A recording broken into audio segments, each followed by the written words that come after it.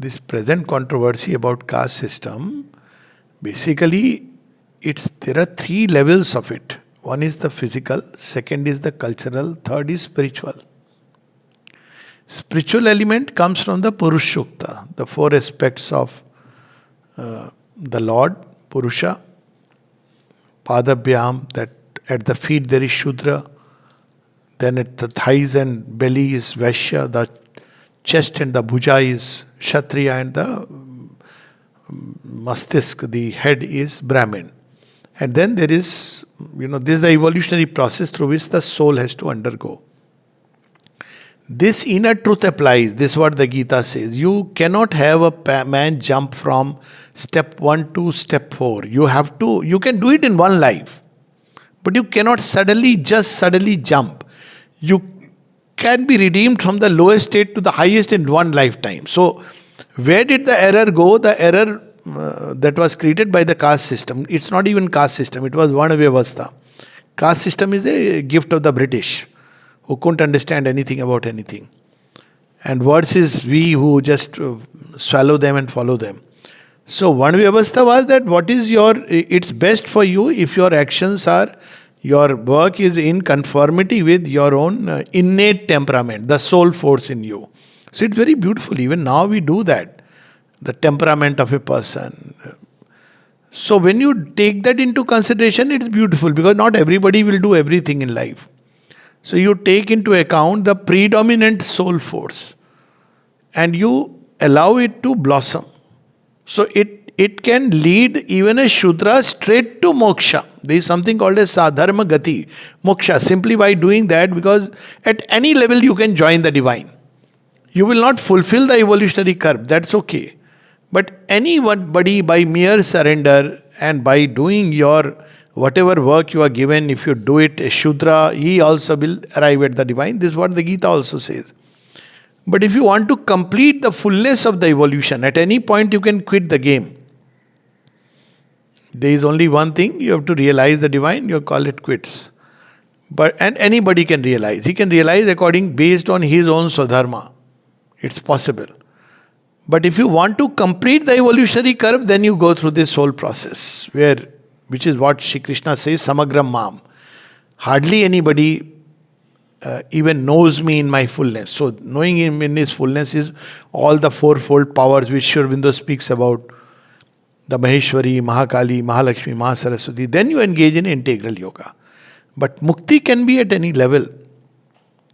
But if you want the full evolutionary curve, then you have to embody all the four aspects of the Divine Mother and then go still beyond. So this is what is the evolutionary process in which generally people enter into the evolutionary process. Most are not aware of all this. So when you are into the physical consciousness, your relation with God is more like, who can give me certain things, and it's more, the gods are also like that. Certain gods which are giving gifts which are according to your immediate requirements. Then when you enter into Vaishyahood, then your relation with God changes. It's a relation of give and take, primarily. When you are a Kshatriya, you begin to seek something higher. Strength, conquest, all those things you begin to seek. Like Shivaji asked from Ma Bhavani the strength to free India. Very beautiful. And when you are into Brahminhood, then you begin to seek wisdom, knowledge. But now what has happened is, because the new creation has to come, and all this took a very outer form. Inner truth remains. It's an evolutionary truth. But it, even to some extent, the cultural aspect, if it is based on temperament. But point is that cultural aspect became very horrid. Brahmins started shunning Shudra, looking down upon them. So a lot of things have been done by, in all fairness, by the Brahmins. There is no doubt about it. A lot of injustice. So Shudras were not given that kind of opportunity to grow. Later on, if you see, even the Vaishyas did a lot of subjugation, subjection. And then it has a physical aspect. Physical aspect is pure heredity. Now, again, this is a truth. In ancient time, they were using it as a mechanism. It was not absolute. So you could go up and down the scale. Like Dronacharya is a Brahmin, but he is a Kshatriya. Or, we know the problem with Karna which took place. He is a Kshatriya by temperament. And even by birth. But he's brought up in a family which is regarded as, he's a charioteer. In that family he has come up.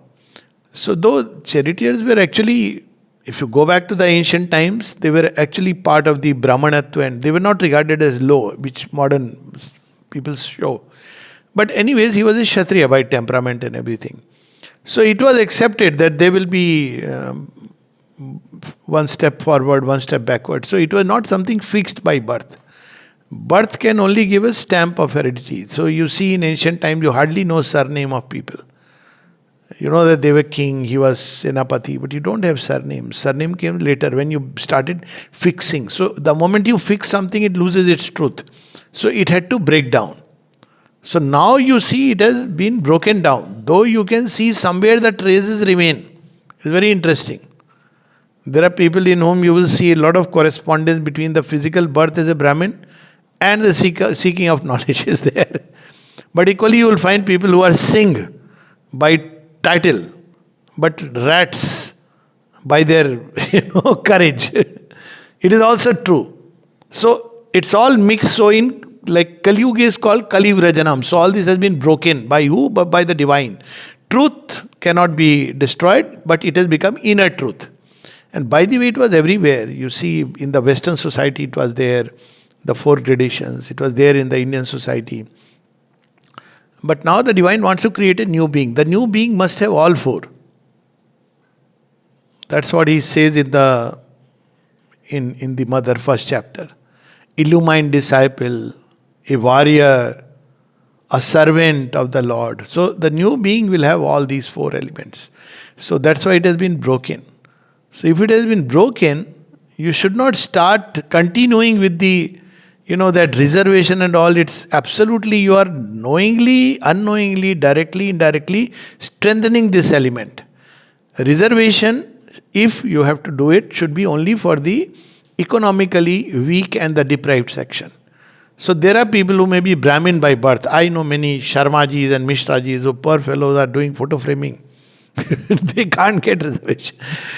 And if at all you have to do it not for jobs but for up till maybe 11th standard. Because otherwise you will create another chaos and disorder in the society. That's what one has to realize, that you can't, politics and vote bank cannot become so important that you destroy a civilization and nation and a society. That's one has to understand.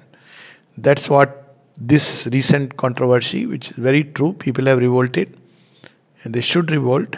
And it's good that Supreme Court gave an excellent judgment. Excellent. And government had to take back. Maybe they anticipated this will be the judgment. I don't know.